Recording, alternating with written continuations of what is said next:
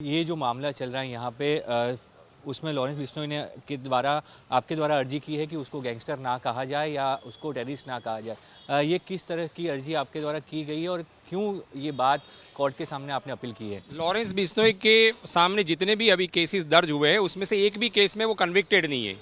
उसने अपने हाथ में चाकू लेके किसी बंदे पे अटैक किया हो या उसने किसी को गोली मारी हो, ऐसा उसके ऊपर कोई एलिगेशंस नहीं है। वो बंदा 11 साल से स्टूडेंट यूनियन का जब लीडर था तब से लड़ रहा है, तब से वो सेंट्रल जेल में है और आज दिन तक उसे बाहर भी नहीं निकलने दिया है। उसके सामने जो भी केसेस दर्ज किए गए उसने चार्जशीट फाइल करने के बाद भी कोई केसेस चले नहीं है। तो ये इंडियन सिस्टम जो है हमारी जुडिशल सिस्टम, उसके पर भी कहीं कहीं एक प्रश्नार्थ हो रहा है कि भी ऐसा क्यों हो रहा है। मतलब कि आपका कहना है कि अभी तक कोई केस जो है वो साबित नहीं हुआ, इसीलिए उनको ना कहा जाए, क्योंकि जो रिकॉर्ड्स हैं इनके सामने इतने केसेस हुए हैं तो इसलिए उनको गैंगस्टर कहा जा रहा है। बिल्कुल, उसको गैंगस्टर आप कह ही नहीं सकते क्योंकि वो अभियुक्त है सिर्फ, और अभी वो क्रिमिनल के डेफिनेशन के अंदर भी नहीं आ रहा है। उसके ऊपर सिर्फ एलिगेशंस है। वो एलिगेशंस को जब तक सिद्ध नहीं किया जा सकता तब आप इसके लिए कोई भी ऐसे शब्दों का प्रयोग नहीं कर सकते। ये इसकी जो अपना खुद का जो मान सम्मान है उसको ये ठेस पहुंचाने जैसी बात है। क्या उसमें सरकार की तरफ से कोई जवाब आया है या जो कोर्ट है उसमें कोई जवाब दाखिल हुआ सरकार की तरफ से या पुलिस की तरफ से? कुछ कहा गया इसके बारे में? नामदार कोर्ट के पास उन्होंने 3 दिन की गुहार लगा के 3 दिन का समय मांगा था पब्लिक प्रोसिक्यूटर जी ने, पर अभी भी उनके पास वो जो समय है वो पर्याप्त नहीं हुआ है। अभी भी उन्होंने जो दूसरा टाइम मांगा है और 25 तारीख तक उन्होंने एक्सटेंड किया है कि मुझे 25 तारीख तक का टाइम दिया जाए ताकि मैं मेरा कोई जवाब फाइल कर सकूँ।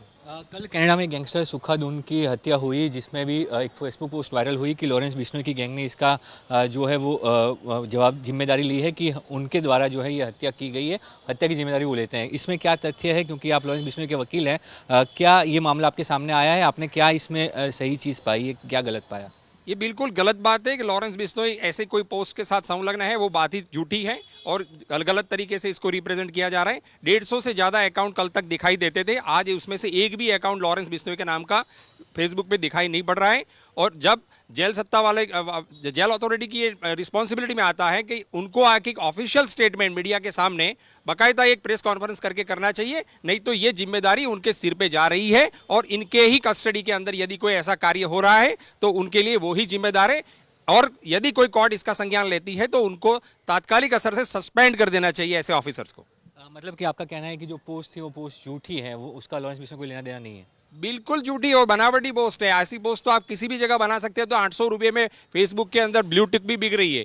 कोई भी आदमी किसी का भी अकाउंट बना के आपके खिलाफ भी कोई कार्रवाई हो सकती है।